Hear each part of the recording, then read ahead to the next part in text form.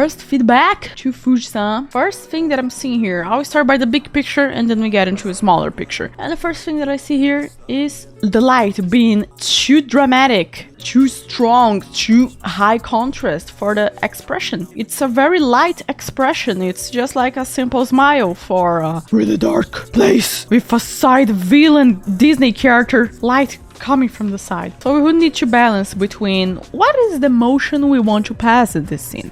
Do we want to make it like, hey, it's a nice scene, or it's a gray scene? That dark blue fur is not shadow, it's dark blue fur. It's not shadow? Oh,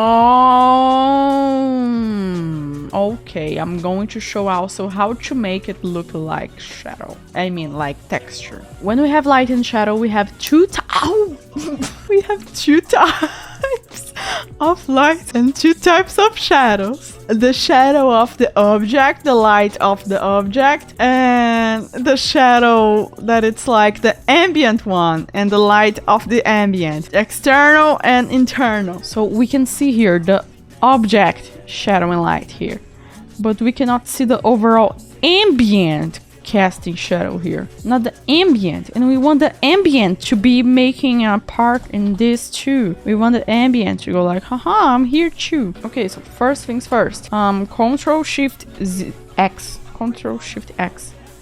This is a neck. I'm going to make this here follow even more the neck format. This blue line.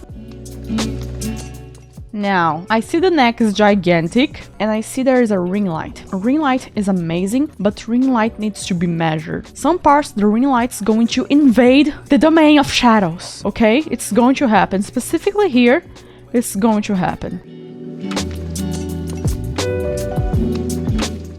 Okay, there is a strong light coming from here, up here.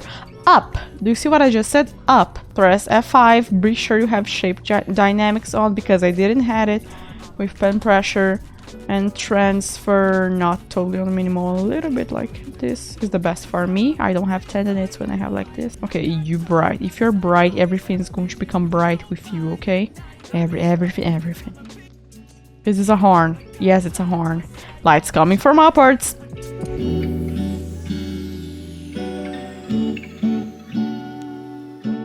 This fur here is following lines, but the lines are not going to be perfect like this. There's places that we are going to see through the fur, like all of this area here, we're gonna see through the fur, and here is going to follow a little bit more those lines. A little bit, but not exactly lines.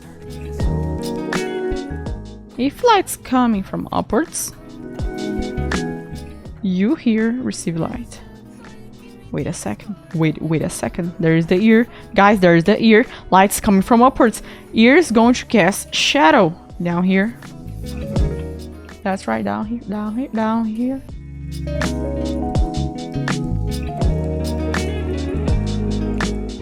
We need to lower the contrast that is happening in the fur. Big brush, remember, not details.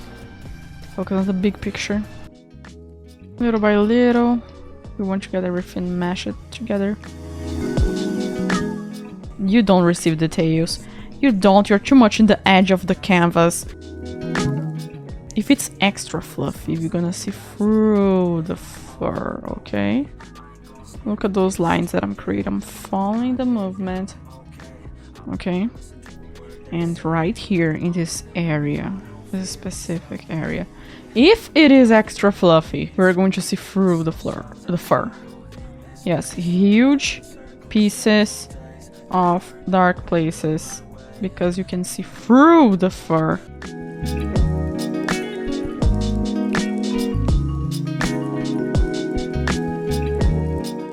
Let's generate some lines here. Yeah, so here.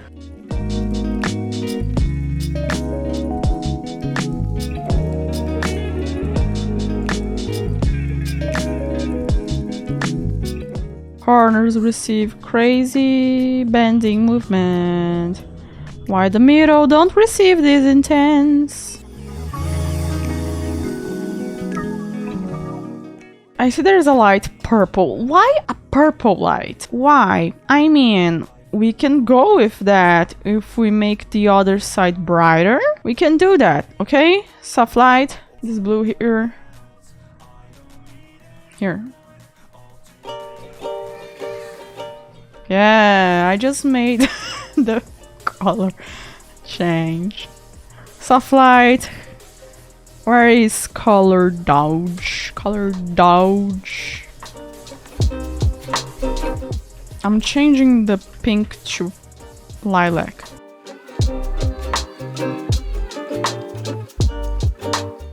Okay, all of this face get brighter.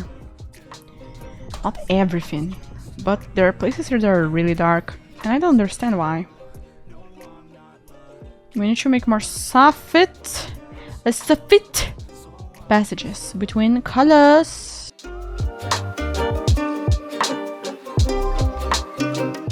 Yeah, soft fur. Never make too strong fur everywhere. No. We go on soft and make long lines for the fur, okay? Long lines. Long, okay? If you want to do extra fluffy. Why are you brighter? You cannot be brighter. Everything here, go darker. Because this huge neck cannot be calling attention as the head. The head's like the base. I know the fur is black, but we are going to make some changes into that. First thing, reflection. Come here. Yeah, you. Oh, by the way, light's coming from upward, so light here. Even if the horn is a little bit more far away, still receives light. Okay, your hair. I'm using normal brush. Standard brush. I always do this movement with my wrist, okay? People say, oh, you gotta draw with your whole arm and blah blah. No, bro, I don't have that space. If you have that space, good for you. I prefer to move my wrist. Okay, that's really dark. I'm going to make it brighter. It's too dark. If it's too dark and we cannot separate brighter fur than darker fur, nah. Here, yeah. This area here is going to receive even more darker places.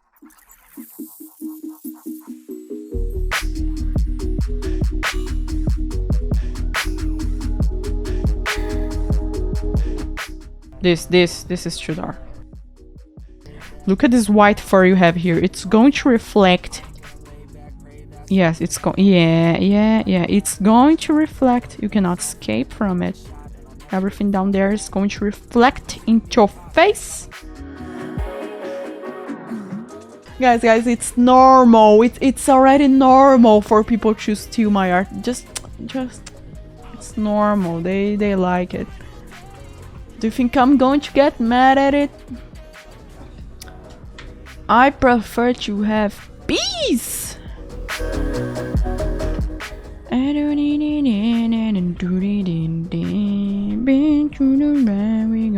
Make it. Okay, this nose is receiving this. So you have to What? What? Okay. Okay.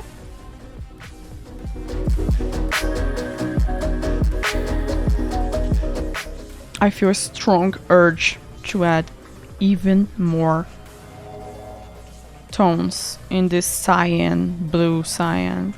I feel such a deep, strong urge to add even more. Guys, this is a gigantic urge. I need to add even more. Even more different colors into it.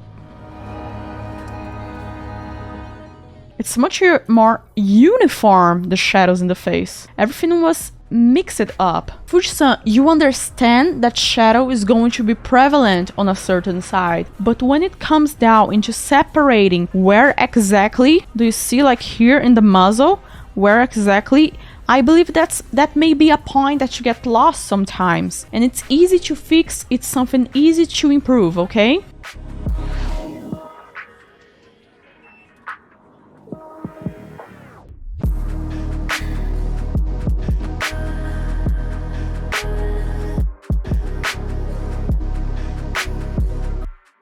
Okay, take out patterns. We do not want patterns.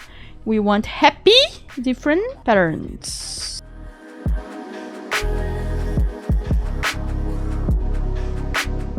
This is very fluffy dragon, so here we go crazy with fluffiness.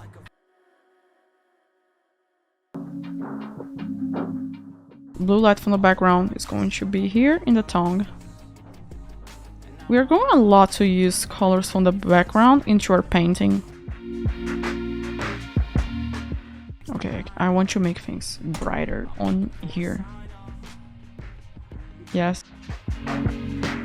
Fuji-san, pretty much what I'm working here is on the levels. You can see here, what I'm doing here as work is levels of gray. Where should light kingdom go? Where should shadow kingdom go? A simple metaphor that I can give to help even more in the other metaphor that I was doing about the light kingdom and shadow kingdom is, if those two kingdoms are in a war, they need to be in the best terrain possible. They need to be in the terrain that they can have the advantage.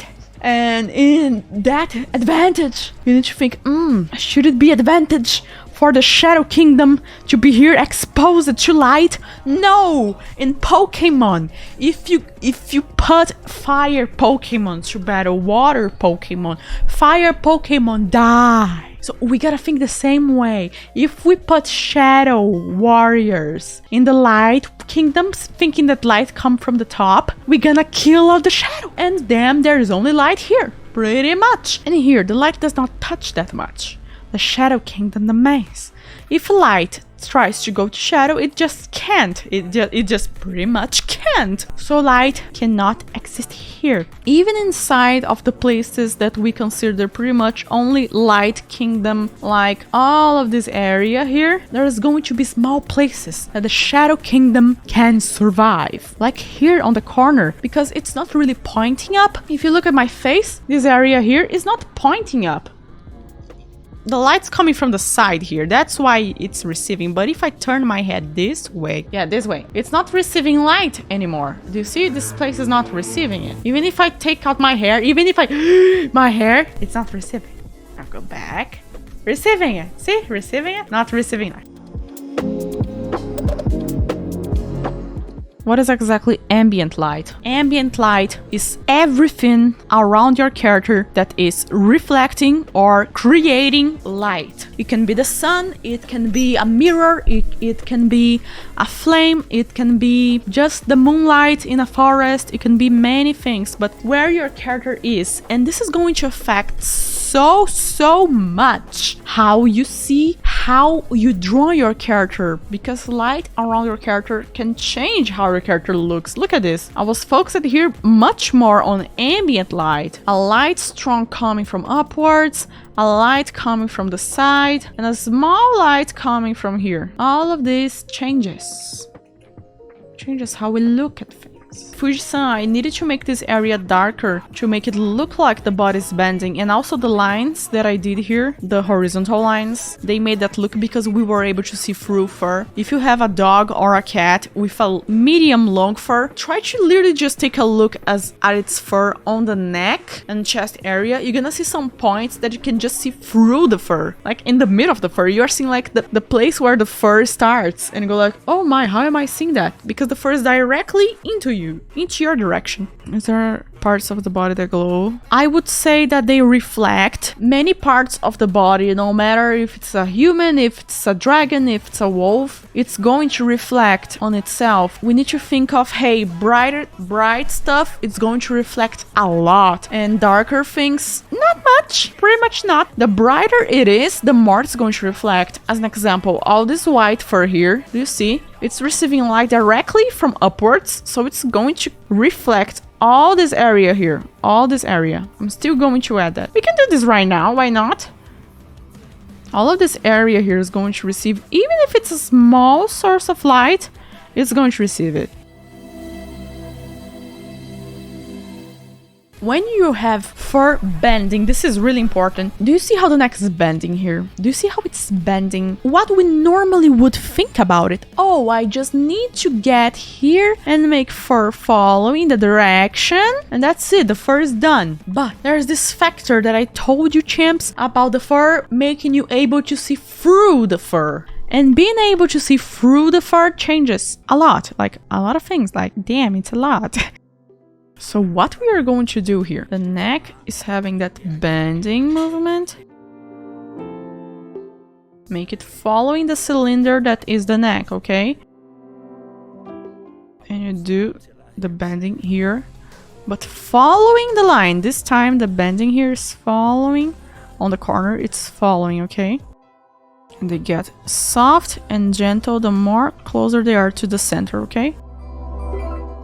Because we are seeing it frontally. Perspective can change so much how we perceive what is happening in our picture. Like here, all the fur squish it, and here the fur is long.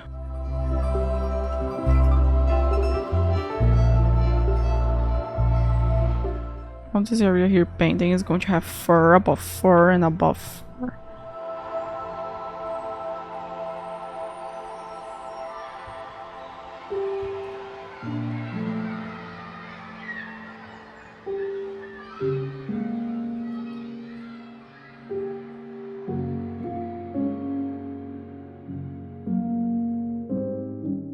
I'm going to add white here. Gaps, are you nuts? I'm adding white here and nobody can stop me. Why are you adding white right there? Because this point's receiving such a strong light from above and I need to make that light such a strong light.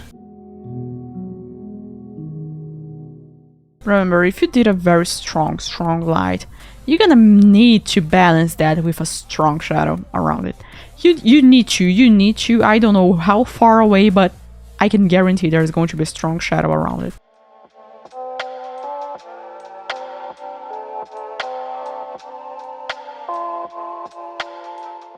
There's a little bit of reflection into that.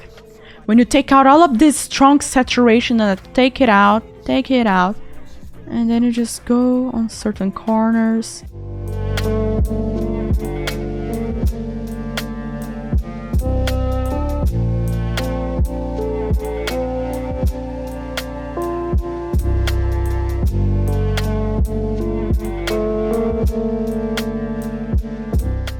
Back to a big airbrush, because we don't want to be all the time on the tails. Here, just select the color that was already here, and using a big brush, just doing that.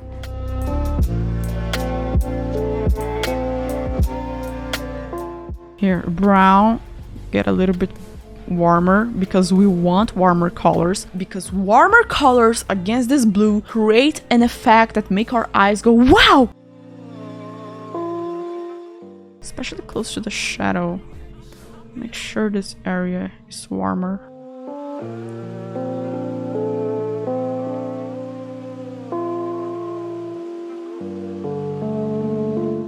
Why there's no sparkles here? I believe, like every dragon, you need to have that kind of magic inside of you, okay?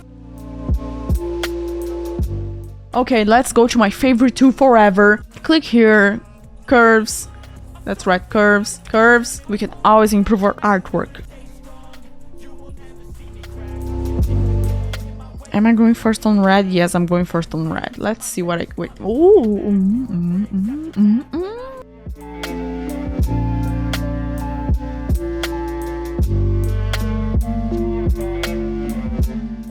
Let's keep on doing. I'm just creating points in the brighter, in the middle, and in the darker part to say, oh, go up, go down. Any of you is good? No? Yes? I'm doing trial, okay? Trial, test and trial.